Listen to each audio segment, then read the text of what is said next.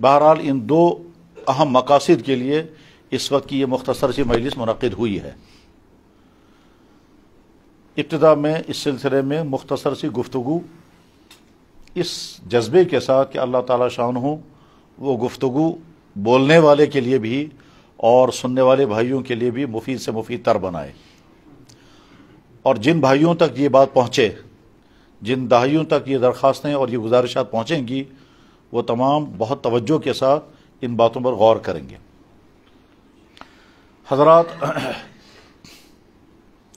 خدا نہ خواستہ اگر کبھی وائرل انفیکشن ہوتا ہے تو اس وقت میڈیکل کے سٹاف کی ذمہ داری کیا ہوتی ہے کہ اسی انفیکشن کے بارے میں بات کریں۔ جب سردیاں آتی ہیں اور اس وقت چھاتی کے خراب ہونے، زکام ہونے اور سردی کی وجہ سے جن بیماریوں کے خطرے ہوتے ہیں، تو سمجھدار ڈاکٹر اس وقت انہی باتوں پر بات کرے گا کہ اس وقت سردیاں ہیں، سردیوں میں کن چیزوں کی احتیاط کرنی ہوتی ہے، اور جو بیماریاں پھیلی ہوئی ہیں ان بیماریوں سے بچاؤ کے لیے کیا کرنا چاہیے۔ موسم سرما میں جو ڈاکٹر گرمیوں کی بیماریوں کی بات کرے گا تو اس کا مطلب یہ ہوا کہ وہ اس ٹاپک کو لے رہا ہے جس ٹاپک کی اس کو ضرورت ہی نہیں ہے۔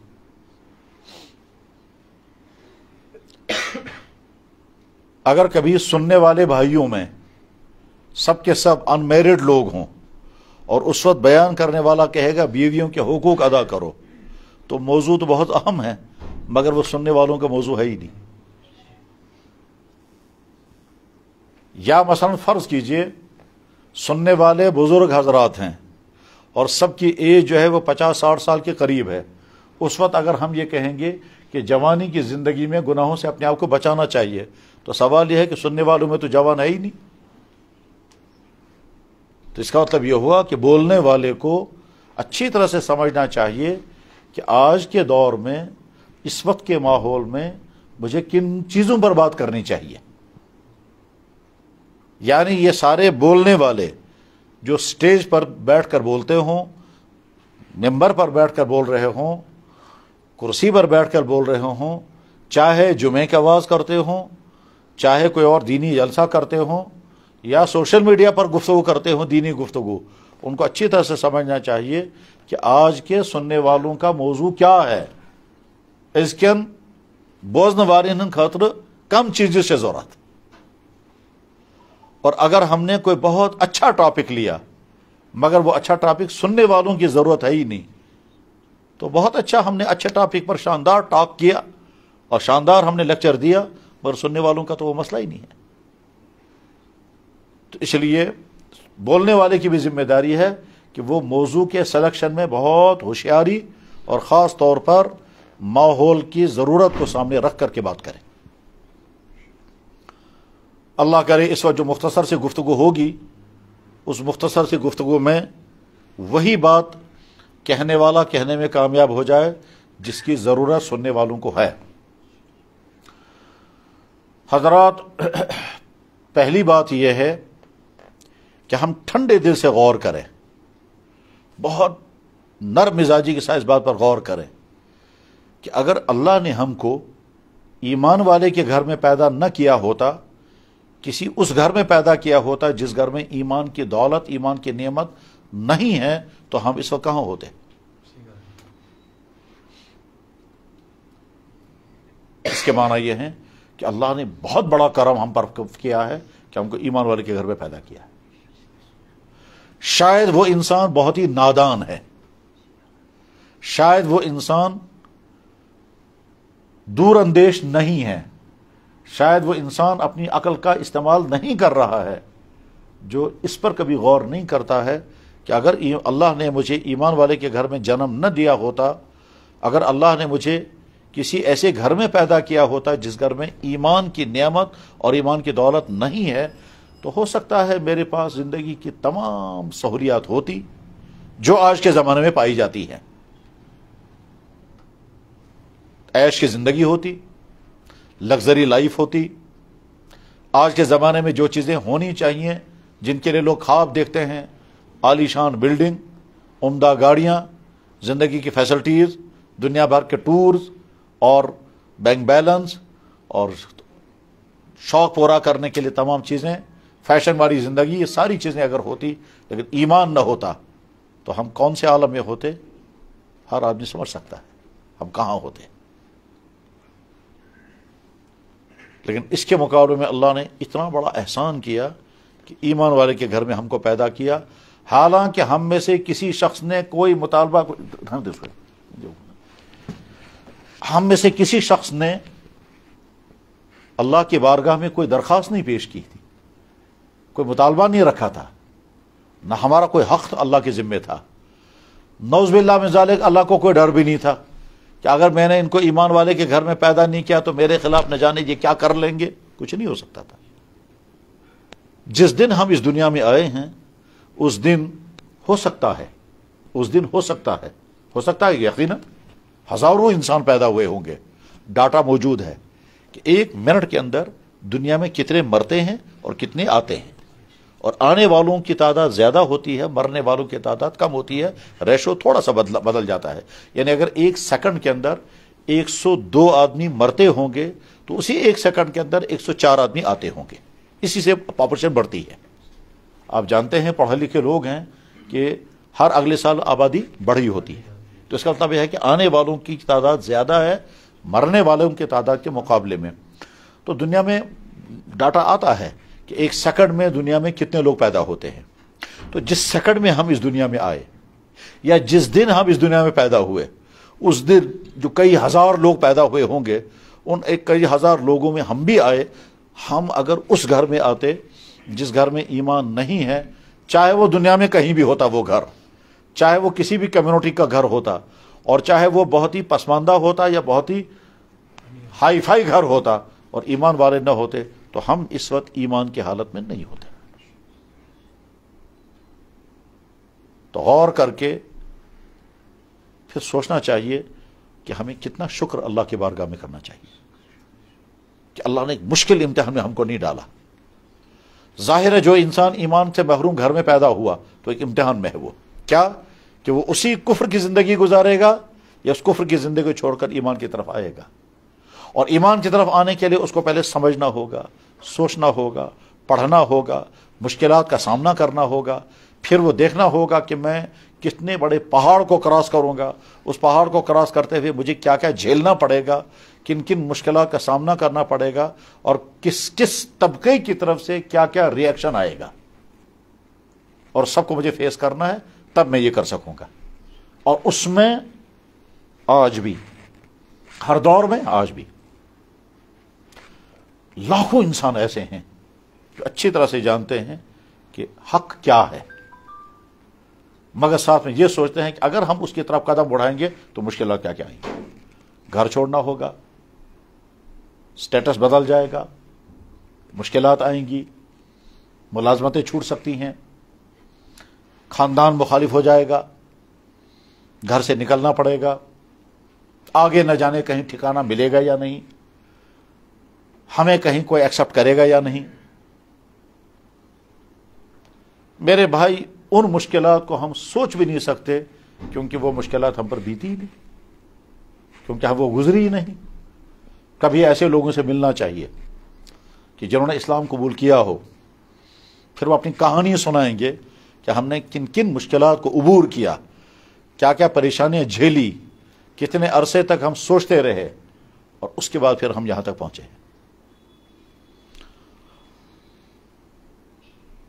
کچھ دنوں پہلے، جس میں 1 مہینہ بھی نہیں ہوا ہوگا، مجھے کسی خاتون نے فون کیا اور اس نے یہ بتایا کہ میں فلانی کسی یونیورسٹی میں ریسرچ کر رہی ہوں، اور پچھلے 2 یا 3 سال سے میں نے اسلام کو اسٹڈی کیا، اور میں اس نتیجے پر پہنچی ہوں کہ مجھے مسلمان بننا چاہیے.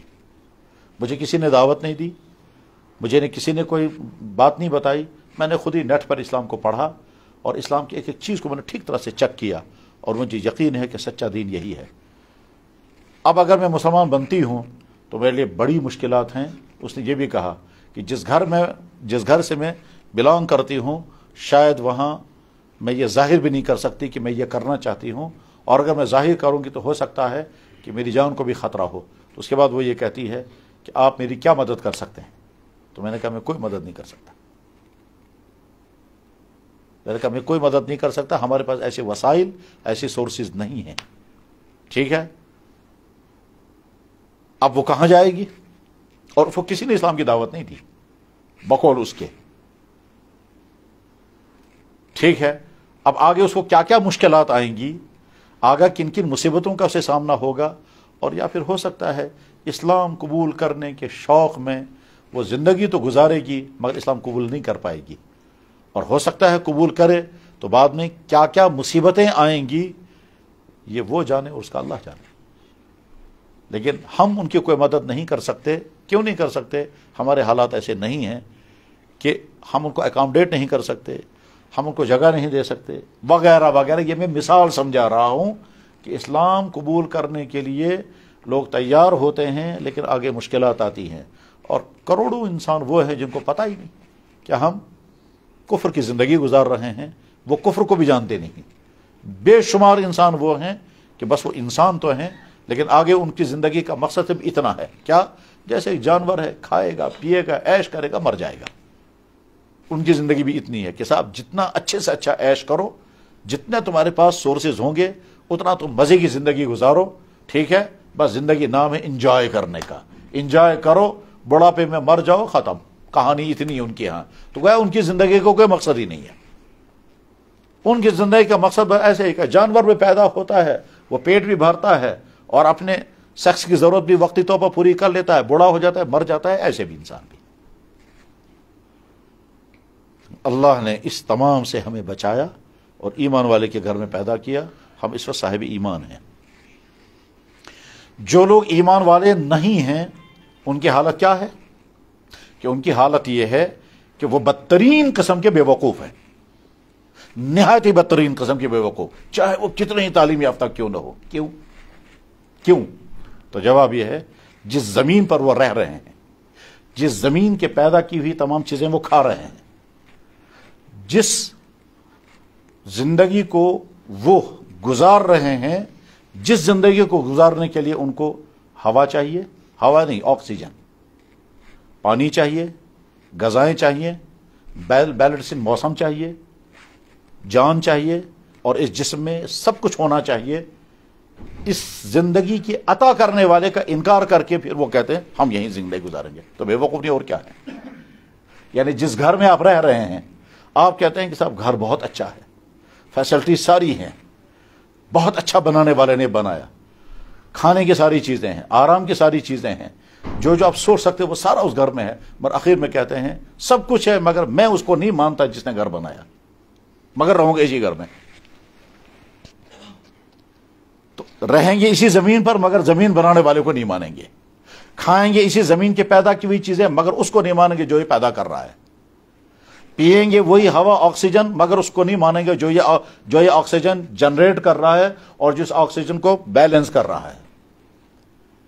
پانی کے بغیر زندگی نہیں، پانی کے بغیر زندگی نہیں، اس پانی سے سارے فائدے اٹھائیں گے، ساتھ کہیں گے ہم نہیں ماں سے مانتے جس نے پانی اتارا اور جو پانی برسا رہا ہے۔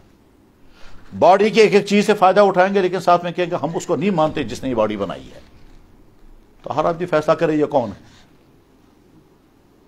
ہاں انسان کو کبھی یہ بھی ہوتا ہے کہ ایک طرف سے پڑھا لکھا ہوتا ہے اور ایک طرف سے وہ بہت بڑا بے وقوف ہوتا ہے اور اسے اپنی بے وقوفی کا پتہ نہیں چلتا۔ کیوں؟ دنیا میں کچھ چیزیں بہت قیمتی ہو، ساتھ میں سائیڈ ایفیکٹ ہے۔ عہدہ بہت اونچی چیز ہے، اس میں اور سائیڈ ایفیکٹ بھی ہے۔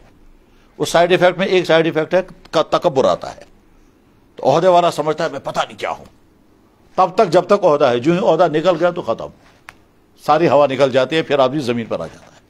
پچھے میں سمجھ بکو تو وہ تو سوئی اتنا چاہتا ہوں ہوا اس میں سے۔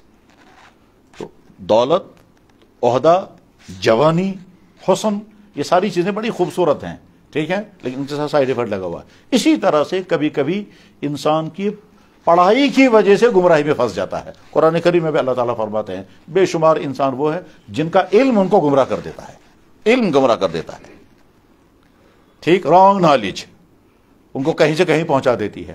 دنیا میں ایتھیسٹ بھی ہیں اور وہ بڑے فخر کے ساتھ کہتے ہیں ہم ایتھیسٹ ہیں، لیکن آگے جن جنگلوں میں وہ پھنستے ہیں ان کا حال ان کے پاس نہیں ہے۔ ہم جب کہتے ہیں کہ صاحب بتائیے اس کائنات کو بنانے والا جو ہے آپ اس کو مانتے نہیں، تو آپ بناؤ قاعدہ بنی کیسے ہے؟ ان کا کوئی جواب نہیں دے سکتے، اور بس وہ لمبی باتیں کریں گے، خلاصہ اس کا کچھ نہیں نکلتا، کیونکہ حل ہی نہیں نکل سکتا۔ آپ اگر یہ کہیں گے بسکٹ بہت اچھا ہے مگر بنا خود ہی ہے، جناب رشتہ بہت اچھا بنا ہوا ہے مگر بنا خود ہی ہے، یا ڈریس بہت اچھا ہے مگر بنا خود ہی ہے، حالانکہ ہر چیز بتاتی ہے اس کے پیچھے کہانی کیا ہے۔ ہمارے ہاتھ اگر بسکٹ ہے تو یہ بسکٹ بتا رہا ہے کہ کہیں زمین سے یہ گندم اگا ہے، کہیں فلور مل میں اس کا آٹا بنا ہے، پھر بسکٹ کے لیے جو آٹا ہوتا ہے وہ اس کا آٹا الگ کیا گیا ہے، پھر بسکٹ بنانے والے نے بہت اچھی طرح سے یہ دیکھا ہے کہ بسکٹ کیسے بنتا ہے اور اس کو زیادہ سے زیادہ ٹیسٹ فل کیسے بنایا جا سکتا ہے، اور بڑی محنت کے بعد پھر اس نے وہ فیکٹری بنائی ہے، پھر اس میں شوگر ملایا ہے، کریم ملایا ہوگا ٹیسٹ زیادہ سے زیادہ بنانے کے لیے، اور کیا کیا ملایا ہوگا، اور اس کے بعد پھر بہت اچھی قسم کے اوون ہوں گے، ان اوونوں میں وہ بسکٹ تیار ہوا ہوگا، پھر پیکنگ ہوئی ہوگی، پیکنگ ہو کر کے پھر ہم تک پہنچا ہوگا، پھر اس کا ایڈورٹائز ہوا ہوگا، پھر لوگوں نے اس کو دیکھا ہوگا بہت اچھا، پھر ٹیسٹ کر کے بھی کھایا ہوگا، پھر ہم تک پہنچا ہے۔ یہ ساری کہانی بتا رہا ہے یہ جو ہاتھ میں بسکٹ ہے۔ اب اگر ایک آدمی کہتا ہے یہ بسکٹ بہت اچھا ہے مگر بنا خود ہی ہے، تو آدمی فیصلہ کرے یہ کون ہے؟ تو اللہ نے ہم کو ایسے بیوقوفی کی دلدل میں پھنسنے سے بچایا ہے اور ایمان کی دولت عطا فرمائی۔ الحمدللہ رب العالمین، الحمدللہ رب العالمین۔ جناب رسول اللہ صلی اللہ علیہ وسلم کی خدمت میں قبیلہ آیا، اس قبیلے کو کہتے تھے قبیلہ بنو تمیم۔ اس قبیلہ بنو تمیم کے آنے پر بہت سارے واقعات ہوئے، ان واقعات میں سے ایک واقعہ یہ بھی ہوا کہ ایک شخص نے ان میں سے کہا حضور نبی علیہ الصلوۃ والسلام کی خدمت میں کہ جناب ہمارا آپ پر احسان ہے کہ ہم نے آپ کا دین قبول کیا، سوچو منت کہ اسکر تو ہوں دین قبول، ہمارا آپ پر احسان ہے کہ ہم نے آپ کا دین قبول کیا۔ تو اللہ کے نبی نے کچھ نہیں فرمایا، البتہ قرآن کی آیت نازل ہو گئی، اس میں اللہ تعالیٰ شانو فرماتے ہیں، کیا فرماتے ہیں؟ یمنون علیک ان اسلموا، یہ لوگ احسان جتلا رہے ہیں آپ پر کہ انہوں نے اسلام قبول کیا، قل آپ کہہ دیجئے لا تمنوا علیہ، مجھ پر کوئی تمہارا احسان نہیں ہے، اللہ کا تم پر احسان ہے، تم کو ایمان کی دولت عطا کر دی۔ بل اللہ یمن علیکم ان ہداکم للایمان، اللہ تعالیٰ سنچو منت، اللہ کا تم پہ احسان ہے، تم کو ایمان کی نعمت، ایمان کی دولت عطا فرمائی ہے۔ بس اسی طرح سے اللہ کا بہت بڑا احسان ہم پر ہے کہ ہم کو ایمان کی دولت، ایمان کی نعمت نصیب ہوئی ہے، یعنی ہم یہ تسلیم کرتے ہیں کہ یہ ساری کائنات خود نہیں بنی ہے نہ بن سکتی ہے، اور ہم یہ تسلیم کرتے ہیں یہ کائنات خود چل نہیں رہی ہے، چل بھی نہیں سکتی، کشتی خود نہیں بنتی، خود نہیں چلتی، گاڑی خود نہیں بنتی، خود نہیں چلتی، جہاز خود نہیں بنتا، خود نہیں چلتا، گھڑی خود نہیں بنتی، خود نہیں چلتی، کوئی چیز تو خود بنتی ہے نہ خود چلتی ہے۔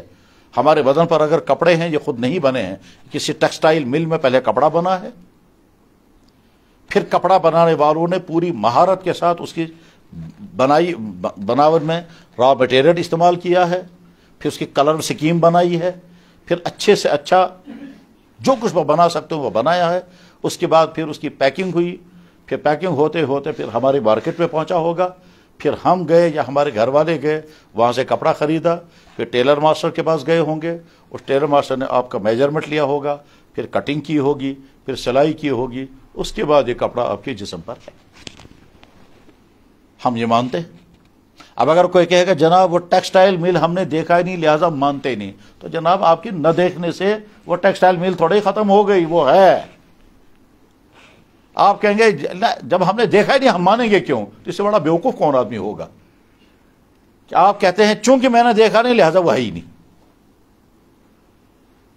بجلی جل رہی ہے، ہم میں سے کسی نے وہ پاور ہاؤس نہیں دیکھا، ہمیں پتا بھی نہیں یہ بجلی کون سے پاور ہاؤس سے آئی ہے، وہ کشمیر میں ہے یا کشمیر سے باہر ہے، لیکن ہم سب کا یقین ہے کہیں ہے۔ بجلی بتا رہی ہے کہ اس کے پیچھے جتنی چیزیں ہونی چاہیے وہ ساری ہیں، تار، کھمبے، گرڈ اسٹیشن اور پیچھے پاور ہاؤس اور اس کے ساتھ کنیکشن برابر، یہ ساری چیزیں بتا رہی ہیں، تب ہمارے پاس پاور ہے۔ اب اگر کوئی کہے گا جناب پاور بہت اچھا ہے، لائٹ بہت اچھی ہے، فین بھی چل رہے ہیں، اے سی بھی چل رہے ہیں، ہیٹر بھی کام کر رہا ہے، یہ سب کچھ ہے، مگر میں نہیں مانتا کہیں پاور ہاؤس ہے کیونکہ میں نے دیکھا نہیں، تو یہ کیسے ہو سکتا ہے؟ بہرحال اللہ نے ہم کو ایمان کی دولت عطا فرمائی ہے، الحمدللہ رب العالمین. اور بہت نادان ہے وہ انسان، بہت ہی نادان ہے وہ انسان جس کو کبھی اس کا احساس نہ ہوا کہ اگر اللہ نے مجھے ایمان کی دولت عطا نہ کی ہوتی، اگر میں ایمان والے کے گھر میں پیدا نہ ہوا ہوتا تو نہ جانے میں کہاں ہوتا، اور نہ کہاں ہونے میں کیا کیا ہوتا ہے. وہ علامہ اقبال نے کہا ہے، وہ ایک سجدہ جسے گراں سمجھتا ہے تو دیتا ہے ہزار سجدوں سے آدمی کو نجات، اس ایک سجدے نے تم کو بچایا، ورنہ نہ جانے کن کن کے سامنے تم کو ماتھا ٹیکنا تھا اور کن کن کو تمہیں خدا بنانا تھا. جناب دنیا میں وہ لوگ بھی ہیں جو چوہوں کو خدا مانتے ہیں، اور وہ لوگ بھی ہیں جو کہتے ہیں شیطان ہمارا خدا ہے، اور وہ لوگ کیسے کیسے لوگ دنیا میں ہیں. ٹھیک بخاری شریف میں حدیث ہے، عرب کا ایک قبیلہ ایسا تھا کہ جب وہ سفر میں جاتے تھے تو اپنا خدا اپنے ساتھ لے جاتے تھے، جو اچھا والا پتھر ہوتا تھا، جو خوبصورت پتھر ہوگا تو یہ سڑک راستے میں ہمارا خدا ہے، جب ساتھ میں تھیلے میں بھر دیا اسے، یہ ہمارا خدا ہے، راستے میں چاہیے ہمیں خدا. اس کے بعد اگر کہیں دوسرا خوبصورت پتھر نظر آئے تو اس کو پھینکتے تھے، تو اس کو اٹھاتے تھے، کہتے ہیں وہ خدا ہے. پھر جب کبھی گم ہو جاتا تھا تو سوچتے تھے اب کہاں سے پتھر لائیں گے، تو جب ڈیزرٹ میں پھنس جاتے تھے اور وہاں پتھر نہیں ہوتا تھا تو کیا کرتے تھے، اونٹنی کا دودھ نکالتے تھے اور ریت جمع کر کے اس میں دودھ متے پھر گولا بناتے تھے، کہتے ہیں یہ ہمارا خدا ہے. تو وہ خدا جو ہمارے ہاتھ سے بنا پھر ہمارا خدا بن گیا. ایک بہت بڑے شاعر گزرے ہیں الطاف حسین حالی، آپ لوگوں نے بچپن میں ایک نظم سنی ہوگی، وہ نبیوں میں رحمت لقب پانے والا مرادیں، یہ الطاف حسین حالی کی نعت ہے. اور الطاف حسین حالی مرزا اسداللہ خان غالب کے شاگرد تھے، اور مرزا اسداللہ خان غالب کی سوار حیات الطاف حسین حالی نے لکھی ہے، حیات غالب. اور الطاف حسین حالی سر سید احمد خان کے بھی شاگرد تھے جو نے علی گڑھ یونیورسٹی بنائی ہے، اس لیے الطاف حسین حالی نے سر سید احمد خان کی سوانح حیات بھی لکھی ہے، اس کا نام ہے حیات جاوید. تو الطاف حسین حالی ایک شاعر تھے جو پانی پت کے رہنے والے تھے. ٹھیک ہے، اس الطاف حسین حالی بہت بڑے شاعر تھے، وہ بہت ہی زبردست شاعر تھے اور خصوصیت تھی ان کی شاعری کی. تو انہی میں ایک وہ ہے، وہ نبیوں میں رحمت لقب پانے والا مرادیں غریبوں کی بر، اسی الطاف حسین حالی نے کہا ہے کہ دنیا میں سب سے زیادہ ترقی معلوم ہے کون کرتا ہے، کہ سب سے زیادہ ترقی کون کرتا ہے، تو اس نے کہا پتھر. پتھر کیسے؟ کہا پتھر تراشنے سے پہلے پتھر ہوتا ہے، تراشنے کے بعد خدا بن جاتا ہے، بیچ میں کہیں رکتا ہی نہیں. بتو شاباش ترقی اس کو کہتے ہیں، نہ ترشے تھے تو پتھر تھے، دو ترشے تو خدا بن گئے، نیچے بیچ میں کہیں رکا ہی نہیں. اب اس میں وہ طنز کیا کر رہے ہیں وہ سمجھ میں آ جانے والا ہے. تو میرے بھائی اللہ نے ہم کو ایمان کی دولت عطا فرمائی ہے. اس کائنات میں محمد الرسول اللہ سے زیادہ آئیڈیل لائف کسی انسان کی نہیں ہے. اور ہم مسلمان تو کہیں گے کیونکہ ہم ان کے امتی ہیں، ہمارا ایمان ہمارا عقیدہ یہی ہے. نہیں، جو لوگ ان کو نبی نہیں مانتے وہ بھی جب ان کی سیرت پڑھتے ہیں تو بے اختیار ہو کر کہتے ہیں ایسی آئیڈیل لائف کسی کی نہیں. محمد رسول اللہ بحیثیت جوان، مثالی جوان.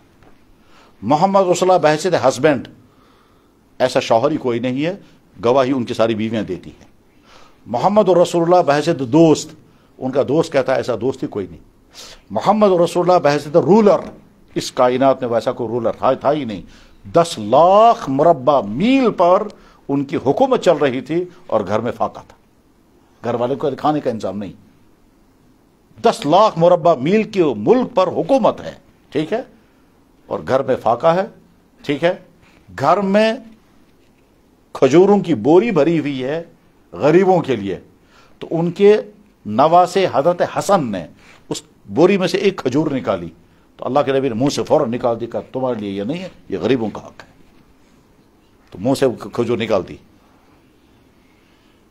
جس نے امت سے لی ہوئی زکوٰۃ اپنے خاندان کے لیے حرام کر دی کہ میرا خاندان نہیں کھائے گا اس میں سے، تاکہ لوگ یہ نہ کہیں کہ لوگ اسے جمع کر رہے ہیں اور خود کھا رہے ہیں. جب اللہ کے نبی دنیا سے رخصت ہونے والے تھے تو حضرت عائشہ کہتی ہیں کہ گھر میں کھانے کا انتظام نہیں تھا، اور اللہ کے نبی نے اپنی زرہ گرو رکھی، مارگیج رکھی، اور وہاں سے تھوڑے سے جو منگوائے اور وہ گھروں میں تقسیم کر دیا، یہ تمہارا کھانا ہے، خود ہی جو کا آٹا بناؤ اور آٹے کے بعد پھر اس کو گھول کر کے کھاؤ۔ یہ نبی کے گھر والوں کا حال ہے، اور نبی دنیا سے رخصت چلے ہوئے، اور وہ جو زرہ ہے وہ یہودی کی بات بن رہی۔ 10 لاکھ مربع میل پر جس کی حکومت چل رہی ہے اس کے گھر کا حال یہ تھا۔ آپ نے سنا ہوگا ایک مشہور رائٹر گزرا ہے مائیکل ہارٹ کے نام سے، اس نے کتاب لکھی ہے جس کتاب میں اس نے کوشش یہ کی کہ انسانی تاریخ میں سے 100 آدمیوں کا وہ انتخاب کرے، تو 100 آدمی چوز کیے اس نے۔ یہ پوری انسانی تاریخ میں ٹاپ 100 آدمی وہ ہیں جنہوں نے تاریخ پر بہت اثر ڈالا، سوسائٹی پر بہت اثر ڈالا ہے۔ اس کا انتخاب صحیح ہے یا غلط ہے ہمیں اس سے بحث نہیں، اس نے جن لوگوں کو چوز کیا ہے ان سے زیادہ اچھے لوگ اور ہو سکتے ہیں یا نہیں، ہمیں اس سے بھی بحث نہیں، وہ ہمارا سبجیکٹ نہیں ہے، ٹھیک ہے۔ لیکن اتنی بات ضرور ہم کہہ سکتے ہیں کہ مائیکل ہارٹ مسلمان نہیں تھا، وہ مشرق کا نہیں تھا، وہ یورپین تھا۔ وہ سٹارٹ کر سکتا تھا حضرت عیسیٰ علیہ السلام کی ذات سے، کیونکہ وہ عیسائی رہا ہوگا۔ وہ سٹارٹ کر سکتا تھا کسی یورپین سکالر کے نام سے، کسی یورپین سائنٹسٹ کے نام سے، کسی یورپین رولر کے نام سے، کسی یورپین کسی بھی فرد کے نام سے لے سکتا تھا۔ وہ یورپ میں جب اس نے 70-80 کے قریب یورپین لوگ اس میں شامل کیے ہیں تو کسی بھی نام سے سٹارٹ کر سکتا تھا۔ وہ اگر کمیونسٹ ہوگا تو کارل مارکس کے نام سے لے سکتا تھا، یا لینن کے نام سے آغاز کر سکتا تھا اگر وہ کمیونسٹ رہا ہوگا، اور اگر وہ سائنٹسٹ رہا ہوگا تو آئنسٹائن کے نام سے لے سکتا تھا، نیوٹن کے نام سے کر سکتا تھا، یا اگر وہ رولر رہا ہوگا تو اور کسی فلسفی ہوگا، تو بہت بڑے بڑے فلسفی گزرے ہیں۔ اور اگر عیسائی ہوگا تو عیسیٰ علیہ السلام کے نام سے، لیکن اس نے آغاز کیا ہے محمد رسول اللہ سب سے پہلے، اور اس نے لکھا بھی ہے اس میں کہ لوگ مجھ سے سوال کر سکتے ہیں کہ آپ نے ان کا آغاز کیوں کیا، تو جواب یہ ہے کہ ان سے زیادہ کامیاب اس دھرتی میں کوئی انسان ہوا ہی نہیں، ان سے زیادہ کامیاب اس میں، اور ہر اعتبار سے، مذہبی اعتبار سے بھی اور دنیوی اعتبار سے بھی، دینی اعتبار سے بھی کامیاب ترین انسان اور دنیوی اعتبار سے بھی کامیاب ترین انسان، جس نے سٹارٹ کیا زیرو سے اور 10 سال کے عرصے میں ایک پورا ملک کھڑا کر دیا، اور پورے ملک کے کھڑا کرنے میں انسانوں کا خون نہیں بہایا، جبر کہیں نہیں ہوا، کسی ایک آدمی پر بھی جبرن اپنا مذہب تھوپا نہیں گیا، کسی ایک آدمی پر کوئی ظلم نہیں ہوا، اور مکہ جب فتح ہوا تو کسی ایک عورت کو بھی نہیں چھڑا گیا، مکہ جب فتح ہوا تو کوئی ایک آدمی میں ناحق قتل نہیں ہوا۔ اور دنیا جانتی ہے کہ جب ایک قوم دوسرے ملک میں داخل ہوتی ہے تو کیا کیا کرتی ہے، کس طرح سے خون بہاتی ہے۔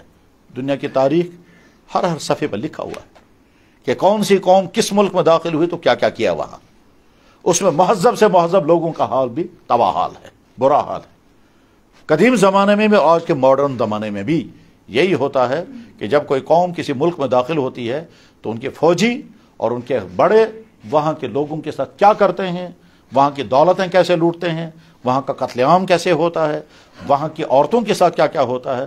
یہ صرف محمد رسول اللہ کی ذات تھی کہ جب آپ نے مکہ فتح کیا اور پورا ملک قبضے میں کیا، کسی ایک عورت کو نہیں چھڑا گیا، کسی ایک آدمی کا ناحق قتل نہیں ہوا، کسی ایک گھر کو نہیں لوٹا گیا، کسی ایک کا ایک درہم نہیں اٹھایا گیا۔ تاریخ گواہ۔ میں نے بہت پہلے ایک رسالہ پڑھا تھا، میرے پاس رسالہ موجود ہے، میرے پاس موجود ہے۔ یہ میگزین علی گڑھ یونیورسٹی سے نکلتا ہے، اور آج سے نہیں، سر سید احمد خان کے زمانے سے وہ میگزین نکل رہا ہے، اس کا نام ہے تہذیب الاخلاق، اور سر سید احمد خان نے خود اس کا اجرا کیا تھا۔ آج بھی نکلتی ہے وہ میگزین آج بھی نکلتی ہے۔ تو اس کا ایک شمارہ میرے پاس ہے، اس میں لکھا تھا کہ ساؤتھ افریقہ کا ایک لیڈر بہت دنوں تک جیل میں رہا ہے، 20-25 سال کے بعد اس کو جیل سے نکالا گیا تھا، اور اس کے بعد پھر وہ ساؤتھ افریقہ کا پریزیڈنٹ بھی بنا۔ ممکن ہے آپ میں سے بہت سے لوگوں نے اس کا نام سنا ہوگا۔ اس کا واقعہ اس میگزین میں لکھا ہے۔ واقعہ یوں لکھا ہے کہ جب وہ پریزیڈنٹ تھے تو ایک دن وہ شہر کا دورہ کرنے کے لیے نکلے بحیثیت پریزیڈنٹ، اور ظاہر ہے پریزیڈنٹ جب شہر کا دورہ کرنے نکلے گا تو سیکورٹی اور دوسرا سٹاف کیسے حرکت میں ہوگا ہی۔ شام کو دیر ہو گئی تو پریزیڈنٹ صاحب نے اپنے سیکرٹری سے کہا کہ آج جی چاہتا ہے کسی ریسٹورنٹ میں کھانا کھائیں گے۔ اس نے کہا سر ٹھیک ہے. تو اب جا کر کے اس نے ریسٹورنٹ کا سلیکشن کیا ہوگا, پھر ریسٹورنٹ میں جا کر کے چیکنگ ہوئی ہوگی, پھر وہاں سیکورٹی لگ گئی ہوگی, اور اس کے بعد پھر پریزیڈنٹ صاحب اندر آ گئے کھانا کھانے کے لیے. جو جس ریسٹورنٹ میں کھانا کھانے کے لیے پہنچے اس میں کچھ لوگ پہلے سے کھانا کھا رہے ہوں گے, تو ایک کونے میں ایک صاحب کھانا کھا رہے تھے. تو جب پریزیڈنٹ اندر آ گیا تو وہ دیکھ کر حیران ہو گیا, اور وہ آدمی گھبرا گیا, وہ گھبرا گیا. بازار پریزیڈنٹ صاحب آگے بیٹھے, ظاہر ہے چاروں طرف سیکورٹی بھی ہوگی, اس کے سٹاف کے لوگ ہوں گے, سیکٹری بھی نہ جانے کتنے رہے ہوں گے, اور وہ آدمی کونے میں کپ کپا رہا ہے, گھبرا رہا ہے, بار بار دیکھتا ہے, پریشان ہے بہت. تو پریزیڈنٹ صاحب نے اسے دیکھ لیا اور بار بار اسے دیکھتے رہے, اس کے گھبراہٹ کو بھی انہوں نے محسوس کر لیا. تو اپنے سیکٹری سے کہا اس آدمی سے کہو یہیں آ جائے. تو سیکٹری صاحب گئے, کہا آپ کو پریزیڈنٹ صاحب کہہ رہے ہیں یہیں آ جاؤ ہمارے ٹیبل پر. چنانچہ وہ بیچارہ نہ چاہتے ہوئے بھی اپنی وہ ٹرے جس میں اس کے کھانے پینے کی چیزیں ہوں گی وہ اس نے اٹھائیں اور کانپتے ہوئے آیا اور ان کے سامنے بیٹھا. مگر جب وہ بیٹھا تو اور زیادہ کپ کپی تاری ہوئی, اور زیادہ وہ گھبرا رہا ہے. سب لوگ اس کو دیکھ کر حیران ہیں, لیکن پریزیڈنٹ صاحب کوئی خاص متاثر نہیں ہے. اب تک کبھی کبھی اس کو دیکھتے رہے, زبان سے کچھ نہیں کہا, البتہ وہ کانپتا رہا اور چپکے چپکے دیکھتا بھی تھا, گھبراتا بھی تھا. یہ لکھا ہے اس میں. بہرحال جب کھانا وانا ختم ہو گیا تو اس پریزیڈنٹ صاحب نے سیکرٹری سے کہا اس سے کہو تم چلے جاؤ, پیمنٹ ہم خود ہی کر دیں گے, تو تم پیمنٹ کر دینا اس کا بھی. اس نے کہا کہ صاحب سر کہہ رہے ہیں آپ جاؤ, تو پیمنٹ ہم خود ہی کریں گے. تو بہرحال وہ کانپتا ہوا نکل گیا. سیکرٹری صاحب نے پریزیڈنٹ صاحب سے کہا یہ بیچارہ پتہ نہیں کس پریشانی میں ہے, جتنی دیر یہ جہاں رہا کانپتا رہا, گھبراتا رہا, پتہ نہیں کیا پریشانی ہے اس کو, یا بیماری ہے کوئی. تو پریزیڈنٹ صاحب نے کہا کوئی بیماری نہیں, اس کا سارا حال مجھے معلوم ہے کیا ہے. اب وہ سنا رہا ہے, کیا کہتا ہے, کہتا ہے جب میں جیل میں تھا تو اس کی ڈیوٹی تھی مجھے پانی پلانا, خاص طور پر جب میرا انٹراگیشن ہوتا تھا تو اس وقت اس کی ڈیوٹی تھی, جب میں بے ہوش ہو جاتا تھا تو اس کو مجھے پانی پلانا تھا, لیکن اس وقت یہ پانی نہیں, یہ میرے منہ میں پیشاب ڈالتا تھا. اس کو یہ اندازہ نہیں تھا کہ وقت یہ بھی آئے گا کہ میں پریزیڈنٹ ہوں گا, اور اس کو یہ اندازہ نہیں رہا ہوگا کہ میں ٹریس ہو جاؤں گا, میں پہچان لیا جاؤں گا. اب جب اس نے مجھے دیکھ لیا تو یہ سوچ رہا ہوگا میری اب خیر نہیں, اب وہ جیل کی ساری کارستانی کا اب مجھ سے بدلہ لیا جائے گا کیونکہ میں پہچان گیا. تو اس لیے یہ گھبرا رہا تھا, اور اس کو اب یہی ٹینشن ہوگا کہ اب کیا ہوگا, اب کیا ہوگا, کہ میں نے وہ سب کچھ جو کیا ہے اس کے بدلے میں مجھے یہ صاحب, کیونکہ اب تو یہ فل پاور میں ہے, بلکہ ملک کا سب سے بڑا عہدہ اسی کے پاس ہے, تو اب یہ کچھ بھی میرے ساتھ کر سکتا ہے. یہ سب سنا کر کے پھر نیلسن منڈیلا یہ کہتا ہے آپ تمام سن لیں, میں نے جیل میں پرافٹ محمد کی لائف ہسٹری پڑھی ہے. مکے میں جس طرح سے انہوں نے اعلان کر دیا تھا میں نے سب کو معاف کر دیا, میں نے وہی ارادہ کیا تھا اگر میں جیل سے باہر آ گیا تو میں سب کو معاف کر دوں گا, تو میری طرف سے اس کو معاف ہے. نیلسن منڈیلا رول ماڈل بنا رہا ہے محمد رسول اللہ, اور اس نے کہا میں اس کے خلاف کبھی کوئی ایکشن نہیں لوں گا. اگر تم سے ہو سکے اس کو جاؤ کہو کہ تم بے فکر ہو, تمہارے خلاف کبھی کوئی ایکشن نہیں لیا جائے گا, جو تم نے کیا ہے سو کیا. رول ماڈل میرے لیے محمد رسول اللہ, اس محمد رسول اللہ کو ہم نبی مانتے ہیں. اور اگر ایمانی جذبات کی بات میں کہوں گا تو میں آپ سے سچ کہتا ہوں کہ میری اور آپ کی, اور خاص طور پر آپ میں سے جو اس وقت ینگ بوائے ہیں, آپ میں سے جو اس وقت یوتھ ہیں, آپ میں سے جو اس وقت ٹین ایج کی زندگی گزار رہے ہیں, آپ کی محبت آپ کے ماں باپ کے دل میں اتنی نہیں ہے جتنی محبت آپ کے نبی کے دل میں ہے. وجہ اس کی یہ ہے کہ اللہ کے نبی بار بار کہتے تھے کہ میری امت کے جوان جب بگڑنے لگیں گے پھر کیا ہوگا. سچ پوچھئے, آپ کے بگڑنے کا غم آپ کے ماں باپ کو ہوگا, ضرور ہوگا, مگر اتنا نہیں جتنا غم جناب محمد رسول اللہ کو. اور آپ کی زندگی اچھی بن جائے, آپ کے ماں باپ کو, آپ کے بہت ساروں کو بہت شوق ہوگا, بہت چاہت ہوگی آپ کی زندگی بہت اچھی بن جائے, لیکن جتنی چاہت آپ کی زندگی کے اچھے ہونے کی آپ کے نبی محمد رسول اللہ کو اتنی کسی کو نہیں. تو اللہ نے ہم کو ایمان کی دولت عطا فرمائی ہے. ایمان کے معنی کیا ہے؟ ہم مانتے ہیں کائنات خود نہیں بنی, اس کو بنانے والا کوئی ہے. ہم مانتے ہیں کہ مجھے پیدا کرنے والا کوئی ہے, پیدا کرنے والے کے بغیر میں کیسے ہوں. ایک بڑے سائنٹسٹ نے کہا کہ میں ہوں اس لیے خدا بھی ہے، میں ہوں اس لیے خدا بھی ہے۔ کیوں؟ میں ہوں کا مطلب میرا بنانے والا کوئی ہے۔ اس سے کسی نے پوچھا بھائی مطلب کیا لگا جنگل میں جھونپڑی ہے، اس کا مطلب کوئی بنانے والا ہے، تو خود تو نہیں جھونپڑی بنے گی۔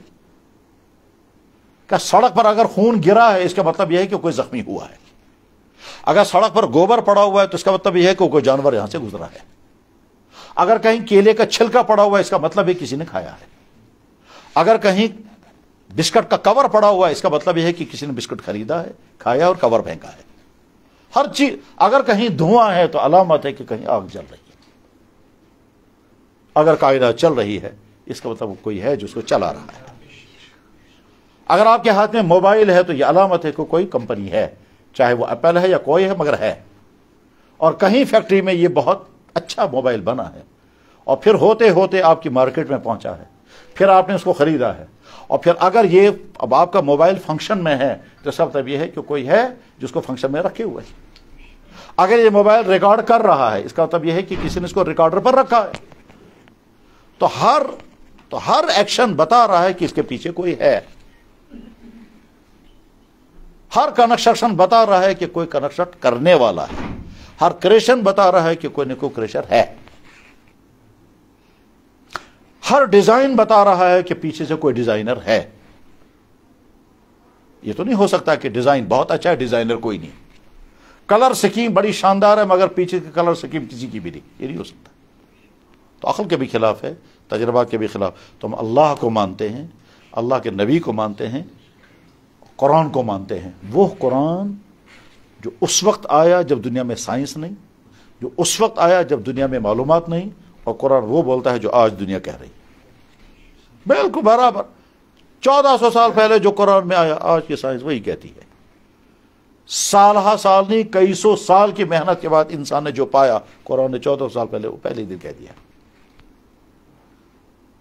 ماں کے پیٹ میں بچہ کیسے بنتا ہے؟ کہ مرد کے جسم سے سیمن، عورت کے جسم سے ایگ نکل کر کے جگہ جمع ہو جاتے۔ تو مرد کے جسم سے سیمن آیا، عورت کے جسم سے ایگ نکل کر کے دونوں جمع ہو گئے۔ اب اس کے بعد آگے کیا ہوگا کچھ پتا نہیں۔ 9 مہینے بعد وہ انسان باہر آتا ہے۔ اس بیچ میں کیا کیا ہوا ٹھیک ہے نا، انسان نہیں بتا سکتا تھا۔ قرآن نے پہلے دن کہا اس بیچ میں یہ ہوتا ہے، یہ ہوتا ہے، یہ ہوتا ہے اور یہ، اور آج کی ساری ایمبرولوجی کی سائنس ٹھیک وہی بتاتی ہے۔ ایمبرولوجی کا سب سے بڑا ماہر ڈاکٹر کتمور، ٹھیک ہے، اس نے جدہ یونیورسٹی میں تقریر کرتے ہوئے کہا تھا مسلمانوں تمہارا نبی 1400 سال پہلے جو کہہ رہا ہے ہماری آج کی ریسرچ وہیں پہنچی ہے۔ پھر کہتا ہے میں اعلان کرتا ہوں تمہاری کتاب میں جو لکھا ہے ہماری ساری ایمبرولوجی کی ساری ریسرچ وہی بتا رہی ہے، اس کے علاوہ کچھ نہیں۔ تو محمد صلی اللہ علیہ وسلم کو کس نے بتایا تھا اندر کیا ہوتا ہے؟ ٹھیک، عجیب بات سنیں آپ جانتے ہوں گے دور ہمارا وہ ہے کہ جس میں ساری دنیا میں ہومو سیکچولیٹی کو عام کرنے کے لیے کیا کیا ہو رہا ہے۔ آپ میں سے جو لوگ معلومات رکھتے ہوں گے چاہے سوشل میڈیا کے ذریعے چاہے کسی اور کے ذریعے سے وہ جانتے ہوں گے، ٹھیک ہے، کیا کیا چل رہا ہے دنیا میں، لیسبینزم، گےازم اور کیا کیا ازم، اور اس کو پھیلانے کے لیے کتنی محنتیں چل رہی ہیں، ٹھیک ہے، بہت زیادہ۔ اور اگر معلومات نہیں ہیں تو بہت اچھا ہے، اور اگر معلومات ہوں گے تو آپ جانتے ہوں گے کہاں دنیا کہاں پہنچی۔ آدھی سے زیادہ دنیا میں قانون چل رہا ہے، ٹھیک ہے، اس کو الاؤ بھی کر دیا گیا اور جگہ جگہ، اور یہاں بھی کوششیں ہو رہی ہیں۔ بہرحال وہ کیا کریں گے دنیا کی قومیں ان کی، لیکن ہمارے لیے کتنی عجیب بات یہ ہے جب ہم یہ کہتے ہیں کہ اس بات کا اعلان 1400 سال پہلے ہمارے نبی نے کیا تھا ایسا ہونے والا ہے، اور آج ہو رہا ہے۔ ان کو کس نے بتایا؟ ہمارے نبی نے 1400 سال پہلے کہا ہے ان من اشراط الساعہ ان یکتفی الرجال بالرجال وتکتفی النساء بالنساء، تو وہی آج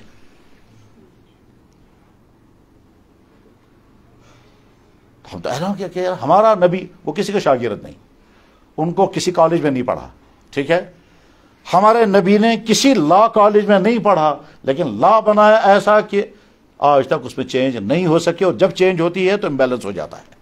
ہمارے نبی نے کسی ملٹری کا سائنس نہیں پڑھی، لیکن جب آپ نے فوجی ہونے کی حیثیت سے جب جنگیں لڑی ہیں تو ایسی حیرت انگیز جنگی اسکیمیں کسی کی نہیں ہوتی تھی جیسے محمد رسول اللہ کی، اور ایک بڑے جنرل نے کتاب لکھی اس پر کہ ہم حیران ہو جاتے ہیں ان کی جنگی اسکیموں پر۔ دنیا میں کوئی فوجی جنرل ایسا نہیں ہوگا جو جنگ لڑے گا اس لیے تاکہ دشمن کے لوگ کم سے کم مریں۔ صرف محمد رسول کی ذات ایسی تھی کہ وہ جنگ کی حکمت عملی ایسے بناتے تھے کہ اگر ہم لڑیں تو دشمن کے لوگ کم سے کم مرنے چاہیے تاکہ ہم دوبارہ ان کو اسلام پیش کر سکیں۔ چاچا مکہ فتح کرنے کے وقت جب حضور نکلے ہیں نا تو ہزاروں انسان مارے جا سکتے تھے، لیکن آپ نے حکمت عملی ایسی اپنائی کہ جنگ ہو ہی نہیں پائی، اور حضور یہی چاہتے تھے کہ جنگ نہیں ہونی چاہیے، لوگ بچ جانے چاہیے، ہم پھر ان کو اسلام پیش کریں گے۔ مر جائیں گے تو جہنم میں جائیں گے، اور زندہ بچ جائیں گے تو ہم اسلام پیش کریں گے۔ چنانچہ اللہ کے نبی نے اپنے سب سے بڑے دشمن ابو سفیان کے بارے میں اعلان کیا۔ ابو سفیان کو تو مجرم ہونے کا سوال ہی نہیں، میں تو اعلان یہ کر رہا ہوں جو اس کے گھر میں جائے گا وہ بھی امن میں ہے۔ اللہ کے نبی علیہ السلام نے سوشل سائنس کہیں پڑھی تھی، لیکن سوشل ریفارمنگ کے متعلق اللہ کے نبی نے جو کچھ کیا دنیا میں کوئی بھی نہیں کر سکا۔ جتنا آپ نے معاشرے کو کچھ ہی عرصے میں صاف کر دیا، کوئی جرم مدینے کی سرزمین میں نہیں تھا، ایسا سدھار دنیا میں کوئی کر ہی نہیں سکا۔ معاشرے کو اتنا اچھا بنا دینا کہ نہ جناب نہ حکمران ظالم، نہ جوان بگڑے ہوئے، نہ عورتوں کی حق تلفیاں ہوں، نہ لوٹ کھسوٹ ہو، نہ بازار میں ملاوٹیں ہوں، نہ دفتروں میں رشوتیں ہوں، بالکل پاکیزہ ترین سوسائٹی بنا دینا، اس کائنات میں محمد رسول اللہ سے بہترین سوسائٹی کو بنا نہیں سکا۔ اس نبی کو ہم نبی مانتے ہیں، تو اللہ نے ہم کو ایمان کی دولت عطا فرمائی ہے۔ اب وقت کم ہے، میں شارٹ میں 2-3 باتیں عرض کرتا ہوں۔ اب ہماری بہت بڑی ذمہ داری یہ ہے کہ ہم سے کوئی ایسی غلطی نہ ہو جس کے نتیجے میں ایمان چھن جائے۔ وہ غلطی کیا ہو سکتی ہے؟ ہم کسی تھیوری کا شکار ہو جائیں، ہم کسی چیز کے بارے میں سمجھنے لگیں اس سے کچھ نہیں ہوگا اور وہ کر لیں اور اس کے نتیجے میں ایمان ختم ہو جائے گا۔ ہم کوئی ایکشن جس کے بارے میں ہمارا خیال ہو ہم سے کیا گیس اس سے کیا ہوگا اور وہ کر جائیں اور اسے ایمان ختم ہو جائے گا۔ میں یہ بات اس لیے کہہ رہا ہوں کہ مجھے یاد ہے ٹھیک ہے 1 یا 2 سال پہلے آپ کے اسی ٹاؤن کے بازار میں ایک لڑکے نے مجھے کہا تھا میں خدا پر بلیو نہیں کرتا ہوں۔ تو آپ کی اس ٹاؤن میں ہو سکتا ہے آپ میں سے کچھ لوگ جانتے بھی ہوں گے اسے، کیا اس کی معلومات ہیں، کیا اس کے بعد کچھ بھی نہیں، بس ایک ویو ہے کہ صاحب ہم بھی نہیں مانتے۔ کیوں نہیں مانتے؟ کیونکہ اگر مانیں گے تو بڑی پابندیاں لگ جائیں گی، اور ہم چاہتے ہیں وہ پابندیاں ہم کو نہ لگیں، ہم جو سے چاہیں بالکل فری لائف گزاریں گے، ہمارے لیے کوئی پابندی نہیں ہونی چاہیے۔ اس غرض کے لیے کہتے ہیں ہم بلیو نہیں کرتے ہیں۔ تو غرض یہ کہ ایمان والے کے گھروں میں کفر والے پیدا ہو جائیں گے، اور آدمی صبح کو ایمان لے کر کے جائے گا، شام کو کفر لے کر واپس آئے گا۔ اللہ کے نبی یہ بھی فرمایا ہے یصبح الرجل مؤمنا ویمسی کافرا، صبح کو ایک آدمی مومن ہوگا، شام کو کافر ہو چکا ہوگا۔ تو لہٰذا اچھی طرح سے ایمان کو سمجھنا چاہیے کہ کہیں ایسا نہ ہو میرا ایمان مجھ سے چھن جائے کسی بیوقوفی کی وجہ سے، کسی تھیوری کی وجہ سے، کسی ڈسکشن کی وجہ سے، کسی غلط فہمی کی وجہ سے، کسی کنفیوژن کی وجہ سے، یا کسی آرڈر کی وجہ سے، یا کسی وجہ سے،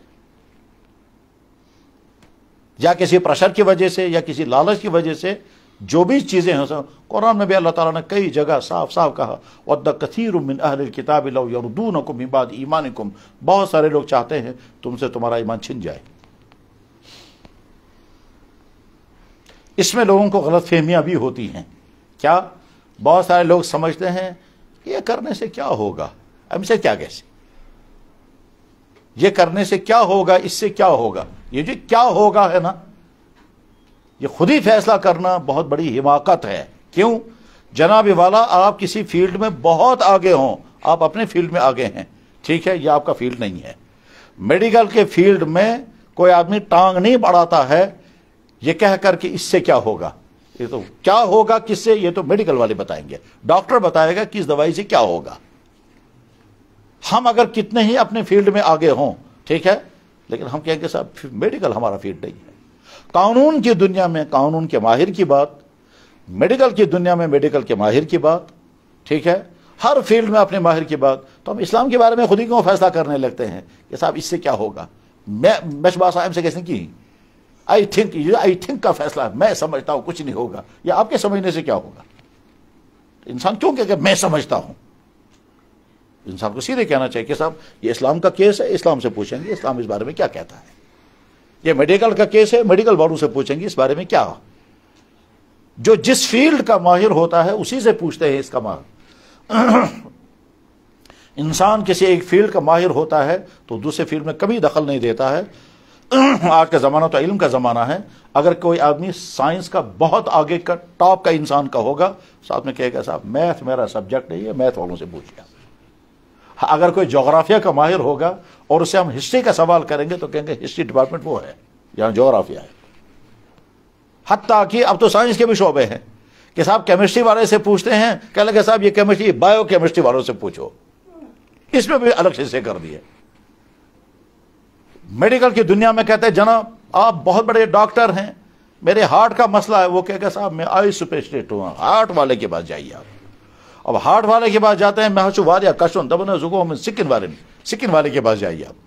ٹھیک ہے, تو اسلامی کے بارے میں ہم کیوں کہیں گے صاحب میں فیصلہ کروں گا کس چیز سے کیا ہوگا؟ نہیں, اس غلط فہمی میں نہیں رہنا چاہیے کہ میں سمجھتا ہوں یہ کرنے سے کچھ نہیں ہوگا لہذا کر لوں گا, اور کر لیں گے تو سمجھ جائیے کہ ہم نے گویا زہر پی لیا. اگر کوئی انسان دھوکہ کھا جائے, لکوڈ کا دھوکہ, اگر کوئی انسان لکوڈ کا دھوکہ کھائے, کیا پانی بھی لکوڈ, جوس بھی لکوڈ, دودھ بھی لکوڈ اور کولڈ ڈرنک بھی لکوڈ, یہ سارے لکوڈ ہم نے کھائے, لہذا ایک اور لکوڈ ہے اس کا نام ہے تیزاب. چلو ایک گلاس نہ صحیح ایک چمچہ ہی پی کے دیکھ لیں تو خود ہی سمجھ میں آ جائے گا آپ کہاں پہنچ جائیں گے. اب اس کے بعد کہیں گے کہ آئی تھنک یہ لکوڈ, آئی تھنک وہ بھی لکوڈ, تو آئی تھنک آپ کو پہنچا دے گا کہیں سے. یہ سمجھنے کی چیز ہے. تو میرے بھائی خود ہی فیصلے نہیں کرنے ہیں کہ کس ایکشن سے کیا ہوگا اور کیا نہیں ہوگا. کہیں ایسا نہ ہو, اللہ بچائے کہ صبح کو نکلے تھے ایمان کی حالت میں اور شام کو واپس آئے تو ایمان چھن چکا ہوگا. اور اس میں مزید المیہ یہ ہے کہ آدمی کو پتہ بھی نہیں ہوتا. قرآن کریم اللہ تعالیٰ کہتے ہیں وَمِنَ النَّاسِ مَن يَقُولُ آمَنَّا بِاللَّهِ وَبِالْيَوْمِ الْآخِرِ وَمَا هُمْ بِمُؤْمِنِينَ. بہت سارے لوگ وہ ہیں جو سمجھتے ہیں کہ ہم ایمان والے ہیں مگر ایمان کے پاس بچا نہیں ہے, ایمان ختم ہو چکا ہے. بس اس بارے میں مجھے جو کچھ کہنا تھا وہ ختم.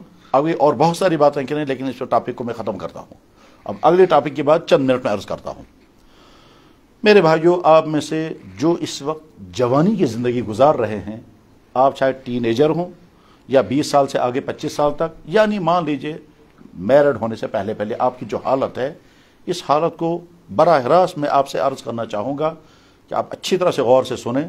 اللہ نے آپ کو 3 بڑی نعمتیں عطا کی ہیں, کم سے کم 3 بڑی نعمتیں آپ کو اللہ نے عطا کی ہیں, کم سے کم. نعمتیں بہت ہیں, اور قرآن میں بھی اللہ تعالیٰ کہتے ہیں تو میری نعمتوں کو شمار نہیں کر سکو گے. واقعتاً یہ صحیح ہے کہ بندہ اللہ کی نعمتیں شمار نہیں کر سکتا.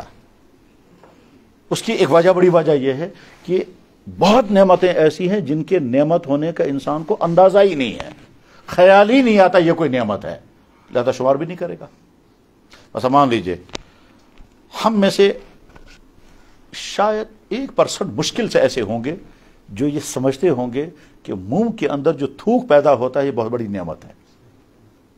نہیں سمجھتے ٹھیک, لیکن یہ تھوک بہت بڑی نعمت ہے اور اس کے لیے اللہ نے پورا سسٹم کھڑا کیا ہے. منہ کے اندر 6 جگہ گلینڈز ہیں اور میں سے پانی نکلتا ہے, اس کی وجہ سے منہ اندر سے تر رہتا ہے. اگر تھوک پیدا ہونے کا سسٹم بند ہو جائے گا تو نیند بھی ختم, لقمہ نیچے نہیں اترے گا. لقمہ جب منہ میں ڈالیں گے منہ خشک ہوگا, جب منہ خشک ہوگا تو لقمہ جب چبائے گا تیار ہوگا, نیچے اترے گا ہی نہیں. وہ اس کو جو ہے وہ پانی ملا کر کے, تھوک ملا کر کے وہ جو ہے وہ پشر بن جاتا ہے. اس کے بعد ہم نیچے اس کو اتارتے ہیں. چلیے صاحب نیچے اتارتے ہیں, لیکن نیچے اتارتے ہوئے میں ایک اور چیز آپ کو سمجھاتا ہوں جو میڈیکل والے بتا سکتے ہیں, بشرطے کہ میڈیکل والے بہت گہرائی کے ساتھ انیٹمی پڑھیں گے اور تب سمجھا سکیں گے. وہ یہ بات میں سمجھاتا ہوں. جب ہم لوگ کھانا کھاتے ہیں تو چباتے ہیں لقمہ, ٹھیک ہے. لقمہ چبانے کے لیے پورا ایک مشین کام کر رہی ہے. ہاتھ نے لقمہ اٹھایا, توڑا, اس کے لیے آنکھ یہ ہے یہ سسٹم. اگر یہ سسٹم نہیں ہوتا تو لقمہ ٹوٹے گا ہی نہیں. اگر یہ اتنا ایسے تو ہم کو تو مسئلہ تھا جیسے بیلچے کی طرف. تو اب یوں, تو اس کے بعد ہم لقمہ اٹھاتے ہیں, منہ میں ڈالتے ہیں. اس کے بعد دانتوں نے کرشنگ کا کام شروع کیا, زبان اس کو گھمانے لگے گی اور منہ کے چاروں طرف سے پانی اس کو ملتا رہے گا. تو پانی مل رہا ہے, تھوک لعاب, دانت اس کو چبا رہے ہیں اور چباتے ہوئے زبان اس کو گھما رہی ہے اور گھماتے گھماتے سارا لقمہ چبایا جا رہا ہے. اس کے بعد لقمہ تیار ہو گیا, اب اس کو نیچے اتارنا ہے. बस यहाँ तक तो आप समझ जाएंगे, यहाँ से आगे नहीं समझ सकेंगे। वो ये है कि नीचे उतारने के लिए हलक के अंदर एक झटका लगता है, तब वो नीचे उतरता है। झटका नहीं लगेगा तो लुकमा नीचे नहीं उतरेगा। वो ये जो करते हैं हम, कितनों ने आज तक शुक्र पढ़ा इसका? जब पता ही नहीं तो शुक्र कैसे पढ़ेंगे? जब पता ही नहीं तो शुक्र कैसे पढ़ेंगे? ये जो झटका, ये आप मुंह में करके देखना, मुंह में पानी रखें, ये यही है। जब तक आप नहीं करेंगे, जब करेंगे उसके बाद पानी नीचे जाएगा। और ये अल्लाह ने जानवरों के अंदर भी रखा है। घर में गाय होगी, देखना जब वो पानी पिएगी तो यहां डक डक होगा। ये जो नीचे से झटके लगते हैं, ये झटका लगना अल्लाह के पूरा सिस्टम है। और ये झटका लगने का सिस्टम कैसे है, वो एनेटमी में जाकर तुमको पता चलेगा अगर तुम पढ़ोगे।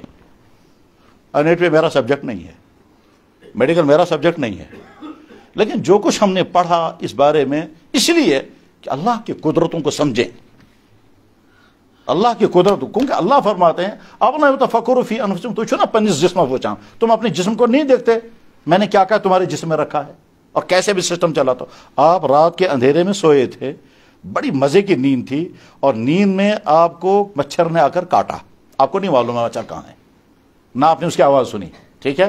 मच्छर ने काटा डेस्क, गर्दन में, पांव पर काटा। बॉडी के अंदर कम्युनिकेशन सिस्टम काम कर रहा है, दिमाग को सिग्नल चला गया कि एक दुश्मन ने हमला किया है, ठीक है। आप अंदर सो रहे हैं, दिमाग ने चेक किया ये कहां पर है, नींद में ही, गर्दन पर है कि डेस्क है कि यहां है कि यहां है। दिमाग ने अच्छी तरह टेस्ट किया कहां है ये। उसके बाद दिमाग ऑर्डर करता है हाथ को, और हाथ के पास हथियार मौजूद है, नाखून, ये ठीक उसी जगह पहुंच करके ये कट जाता है। फिर किस मलशियों पर काटना, बहुत अच्छा। ये अल्लाह के, तो गोया हमारी बॉडी में निजाम काम कर रहा है, कम्युनिकेशन काम, यही अल्लाह ताला कुरान में करीम में कहते हैं वफी अनफुसिकुम अफला तुबसिरून, तुम्हारे जिस्मों में मेरी कुदरत की निशानियां हैं। एक दफा एक लड़का मेरे पास आया, वो नई नई शादी हुई थी, तो वो बेचारा कुछ इधर उधर हो गया था। तो मैंने कहा देखो तुम्हारी नई शादी हुई है, और शादी की इब्तिदाई दिन में बड़ी खुशियों की ज़िंदगी होती है, होती भी चाहिए, और जितनी ज़्यादा खुशियाँ अल्लाह नसीब करे बहुत मुबारक। तो मैंने कहा देखो तुम शादी की प्राइवेट लाइफ में जो मज़े उठा रहे हो, उस मज़े उठाने के लिए अगर अल्लाह ताला एक चीज़ भी ख़त्म कर दे तो क्या करोगे तुम? कह लगा मसलन, मैंने कहा मसलन फ़र्ज़ कीजिए तुम्हारा प्राइवेट पार्ट अगर सख्त होना छोड़ देगा, और वो अल्लाह ने एक सिस्टम रखा है जिसकी वजह से अचानक सख्त हो जाता है, अगर वो सख्त नहीं होगा तुम क्या करोगे? सोचने लगा, कहते हाँ ये तो सही है। मैंने कहा बस वही है अल्लाह जिसने ये निज़ाम बनाया। कह लगे जी मैंने मान लिया अल्लाह है, इतने भी मान लिया, सही है। एक दफा कश्मीर, वहां मद्रास से मुझे लड़के ने फोन किया, कह लगे हम चेन्नई में हैं। मैंने कहा ठीक है, कहाँ के हो? कह लगे जी कश्मीरी है। मैंने कहा ठीक है, क्या बात है? कह लगे जी यहाँ एक लड़का कश्मीरी है, वो कहता है बुशनो खुदा माना। मैंने कहा कहाँ है वो? कह लगे यही है। मैंने कहा दे दो। उसने लिया फोन। मैंने कहा देखो तुम मद्रास में हो, तमिलनाडु में चारों तरफ से कोकोनट के दरख्त होते हैं, चारों तरफ जिधर देखोगे आप कोकोनट के दरख्त लंबे लंबे, जैसे कश्मीर में फरस, जिधर देखोगे फरस, ऐसे ही वहां मद्रास में जिधर आप नजर डालेंगे कोकोनट, लंबे दरख्त सीधे, और ऊपर से पत्ते और फिर वो गोले। मैंने कहा नजर आ रहे हैं दरख्त? क्या लगा जी हाँ वो तो है वहां, मैं भी रहा हूं मद्रास में, बेंगलोर वगैरह साउथ इंडिया में। मैंने कहा देखो उसके ऊपर जो गोला है, उस गोले के अंदर बड़ा मजेदार पानी होता है। कहा जी हाँ होता है। मैंने कहा देखो ये मजेदार पानी अंदर कहां से आया? बारिश का पानी अंदर जा नहीं सकता क्योंकि वो सख्त है, नीचे से पानी ऊपर चढ़ नहीं सकता क्योंकि नीचे से कोई पाइप नहीं, तो पानी अंदर कहां से आ गया? कहते क्या? मैंने कहा वही है अल्लाह जो वहां वो मजेदार पानी पहुंचाता है। अब कैसे पहुंचाता है वो तुमको बॉटनी पढ़नी पड़ेगी। तो अल्लाह की हर कुदरत बता रही है। तो मेरे भाई अल्लाह ने हमें, मैं टॉपिक पर वापस आता हूं, अल्लाह ने तीन चीजें आपको अता की हैं। नंबर 1 ईमान, नंबर 2 फ्रेश मुकम्मल जवानी, नंबर 3 अच्छा किरदार। ईमान, कैरेक्टर और हेल्थ, शानदार जवानी है, इसमें कोई डिफेक्ट नहीं, कोई कमी नहीं। दुनिया में अंधे भी हैं, बहरे भी हैं, गूंगे भी हैं, पागल भी हैं, एबनॉर्मल भी हैं, मेंटली एबनॉर्मल, فزیکلی اگر اللہ نے آپ کو پوری جوانی دی ہے، یہ بھی ہو سکتا تھا ہم ان میں سے ہوتے جو کسی بھی اعتبار سے جسمانی اعتبار سے کمیوں کا شکار ہے، جوانی عطا کی ہے تو بہت بڑا احسان اللہ کا ہے، بن کر نہیں اور کیا کیا بن کر نہیں۔ اب آج کے جوان کا سب سے بڑا مسئلہ یہ ہے کہ وہ اپنی ایمان کو بچا لے، اپنی صحت کو اور بہت مشکل ہے، آسان نہیں۔ کیوں؟ آپ کے گھروں میں، آپ کے کالجوں میں، آپ کے کوچنگ سینٹروں میں، آپ کے بورڈنگ اداروں میں، آپ گھر سے باہر جہاں جائیں گے وہاں ان تینوں چیزوں کو خطرات ہی خطرات ہیں، اور جب آپ اپنے آپ سے بہت لڑیں گے تب آپ بچا پائیں گے، نہیں لڑیں گے تو بچا نہیں پائیں گے۔ بلکہ ایسا ہو سکتا ہے کہ آپ کا بیک گراؤنڈ، آپ کا گھر بہت اچھا ہو لیکن آگے ماحول میں آ کر بگڑ جائیں گے۔ جناب ممکن ہے کہ آپ کے گھر والوں نے سوچا بھی نہیں ہوگا کہ وہ ڈرگز کریں گے اور آپ ڈرگز میں پھنس چکے ہوں گے۔ ممکن نہیں ہے کہ آپ کے گھر والوں نے سوچا ہوگا ہمارے گھر میں کبھی شراب آئے گی اور آپ شراب میں پھنس چکے ہوں گے۔ ایسا ہو سکتا ہے کہ آپ کے والدین سوچ بھی نہیں سکتے تھے اس بات کو اور آپ وہ کریں گے، اور اس کا نظارہ کبھی کبھی ہوتا ہے دردناک نظارہ۔ وہ کیا ہوتا ہے کہ جب باپ کہتا ہے بیٹا میرا سب کچھ تو اس پر قربان، بلا گئے بلائی، بلا گئے رچ چھپی، اور جب باپ سنتا ہے میرا بیٹا یہ کر رہا ہے، یہ کر رہا ہے، یہ کر رہا ہے، تو وہی لگائے رچ چھپی، میری جان تجھ پر قربان میری ماں۔ وہی ماں جب دیکھتی ہے کہ میرا بیٹا کیا کیا کر رہا ہے تو وہی ماں کہتی ہے افسوس تو میرے پیٹ سے کیوں پیدا، کاش ساسک نہ میں زامت، وہی ماں کہتی ہے۔ اس لیے میں ذمہ داری سمجھتا ہوں کہ آپ سے، آپ کے ضمیر کو خطاب کر کے میں آپ سے کہوں کہ آپ اپنی ایمان، اپنے کردار اور اپنی صحت کی حفاظت کرو۔ ایسا نہ ہو کہ تم وہ کرتے ہوں گے جس کے نتیجے میں آگے چل کر کے تمہاری صحت تباہ ہو چکی ہوگی۔ جناب والا، اس وقت ہماری مارکیٹوں میں جو چیزیں کھانے کو مل رہی ہیں ان میں صرف ٹیسٹ تو ہے، صحت کے لیے زہر ہے۔ ریسرچ کر کے دیکھو کولڈ ڈرنکس پر، ریسرچ کر کے دیکھو آپ جنک فوڈ پر، ریسرچ کر کے دیکھو آپ چاکلیٹوں پر اور کرکرے لیزوں پر کہ ان چیزوں کے کھانے سے آپ کے فائدے کیا کیا ہوں گے، اور آپ کے صرف ٹیسٹ نقصان ہو سکتا ہے۔ تو اس لیے اپنی صحت کی فکر کریں، اور جب میں یہ کہہ رہا ہوں صحت کی فکر، اس میں بہت ساری ایسی چیزیں ہیں جو آپ کو خود سمجھنی چاہیے کہ ہم کو اپنی صحت بچانے کے لیے کیا کیا کرنا ہے اور کن کن چیزوں سے بچنا ہے۔ اور جب سوچیں گے تو بہت دور تک آپ کی نظر جا سکتی ہے کہ کن کن چیزوں سے آپ کو بچنا ہوگا، اور اگر آپ ان میں بچنے میں کامیاب ہو گئے تو ٹھیک آپ کی صحت بچ جائے گی۔ ورنہ جناب ایسا ہو سکتا ہے کہ تم آگے چل کر کے جب تمہاری شادیاں ہوں گی تو اس وقت تمہاری فیملی لائف فیل ہو جائے گی، کیونکہ تم اپنی صحت کو تباہ کر چکے ہوں گے، اور یہ اللہ کے نبی نے فرما دیا ہے ایسا ہوگا۔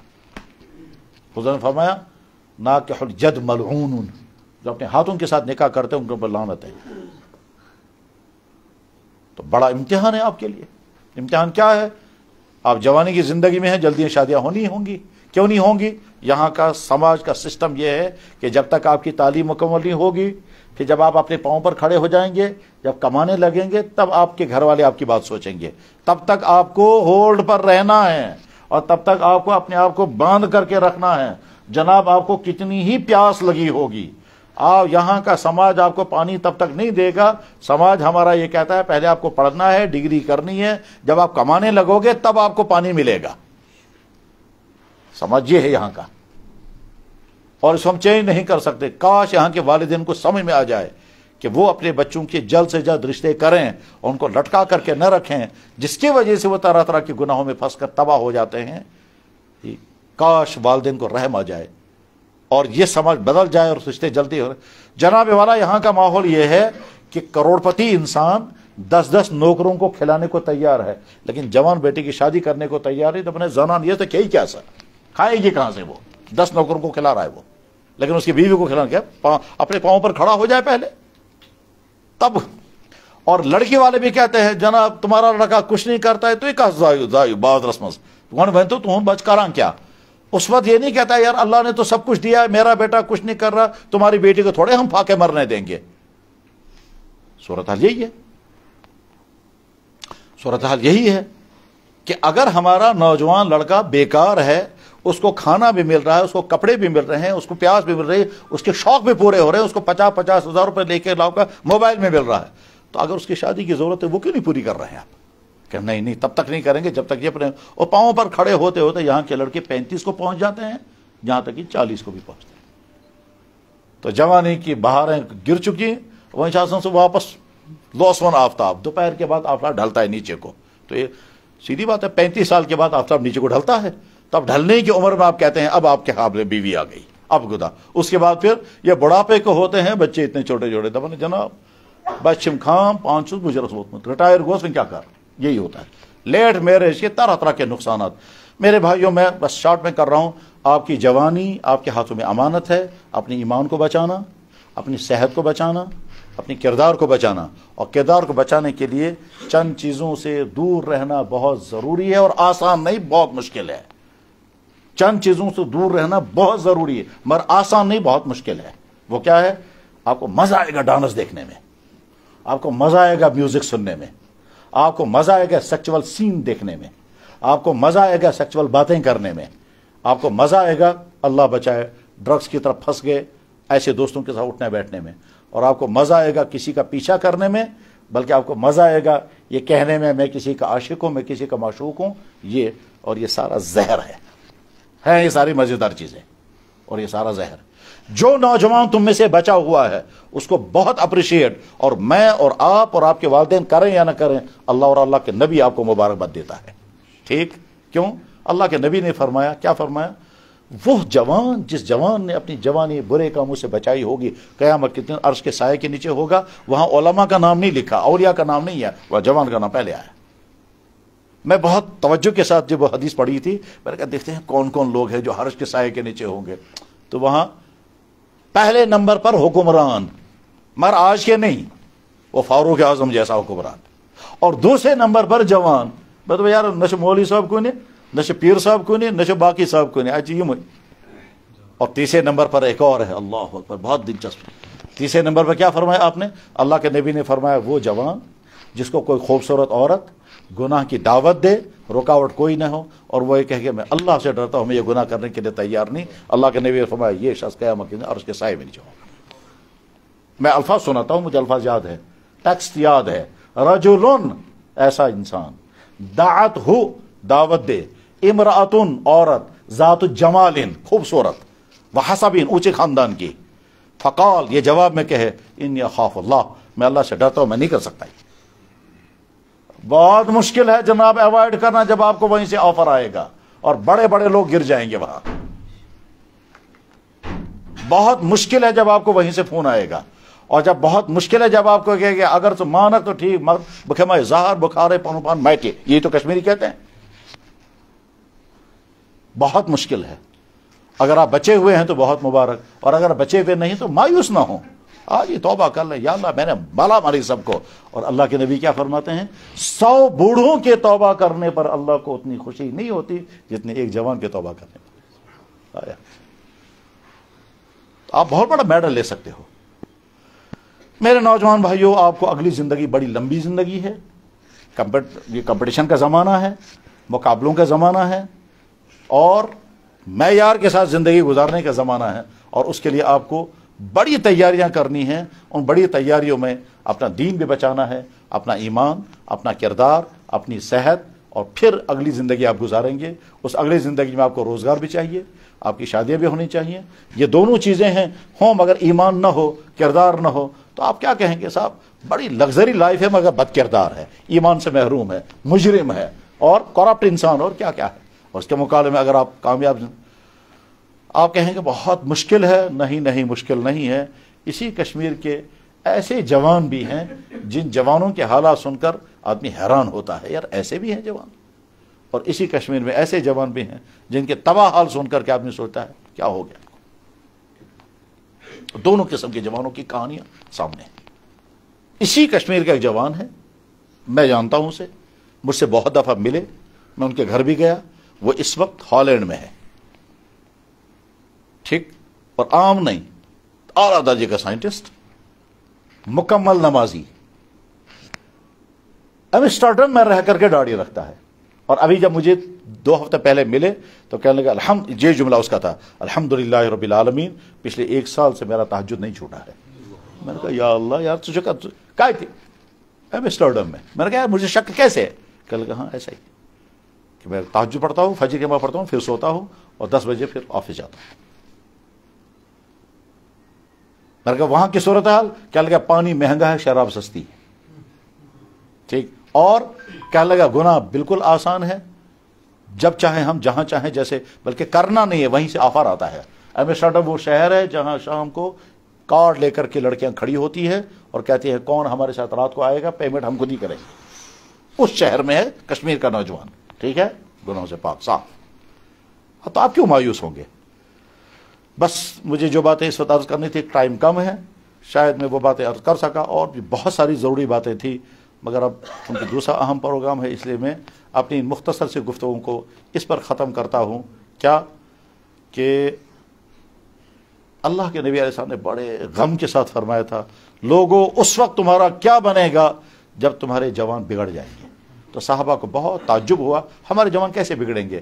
اللہ کے نبی فرمایا ہاں ایسا ہوگا، کیونکہ ماحول اسی قسم کا ہوگا۔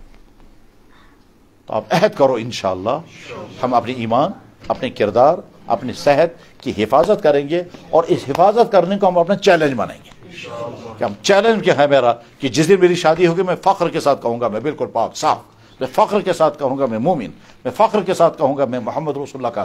اور آپ ایک چیز اپنا موضوع بناؤ، دنیا میں اسلام کے خلاف جو بولنے والے ہیں، جو لکھنے والے ہیں، آپ اپنا ایشو بناؤ کہ ہم ان کا جواب دیں گے۔ اس کا نتیجہ کیا ہوگا؟ آپ اسلام کو پڑھیں گے، اور جب پڑھنے لگیں گے تو آپ کو خود آپ اسلام کی طرف سے نمائندہ بنو گے۔ سوشل میڈیا چلا رہے ہیں آپ، بہت اچھا، تو چلاؤ نا سوشل میڈیا ان لوگوں کے خلاف جو اسلام پر اعتراضات کرتے، جواب دو۔ اب آپ کے پاس جواب معلوم نہیں ہے تو آپ ڈھونڈیں گے جواب، پوچھیں گے ایک سے دوسرے سے۔ کتنے ہی نوجوان لڑکے مجھ سے سوالات پوچھتے رہتے ہیں اور جواب دیتے ہیں۔ ابھی چند دنوں پہلے لڑکے نے مجھے فون کیا، کرشن نگر کا لڑکا ہے اور چندی گڑھ میں ہے، کہنے لگے جی میرے ساتھ ایک کرسچن ہے، ٹھیک، اور وہ یہ سوال کرتا ہے، مجھے جواب بتائیے۔ میں نے کہا ابھی میں آدھے گھنٹے بعد تم کو جواب بتاؤں گا۔ آدھے گھنٹے بعد میں نے جب اسے جواب بتایا اور اس کے بعد اس کو سنایا، اس نے سارے جوابات، اس نے کہا یار مجھے لگتا ہے تمہارا دین سچا دین ہے۔ یہ لڑکا یہ کہہ رہا تھا مجھے جواب ہی معلوم نہیں، اور جب جواب اس کو جب سنایا، اس کو جواب جو ہی مل گیا تو کہنے لگا لگتا ہے آپ کا دین سچا ہے، میں سوچوں گا۔ یہ لڑکا مجھے فوراً فون کر کہتا ہے اے مس گور سرنڈر، اور وہ کرسچن تھا آگے سے۔ تو آپ ڈھونڈیں گے جوابات، اور جوابات ڈھونڈ کر کے آپ کو خوشی ہوگی مجھے جواب ملا، آپ جب اگلے کو بتائیں گے۔ اور آج کا ذہن جو ہے وہ اوپن ذہن ہے، ٹھیک، آرگیو کریں اچھی طرح سے، ریزن پیش کریں، سمجھائیں لوگوں کو، لاجک پیش کریں اور پوچھیں لوگوں سے، تو آپ اسلام کے نمائندہ بن کر کے اس فیلڈ میں کام کر رہے ہیں جس فیلڈ میں میں نہیں ہوں، جس فیلڈ میں آپ جس دوسرے علماء نہیں، اس فیلڈ میں آپ جا کر کام کریں۔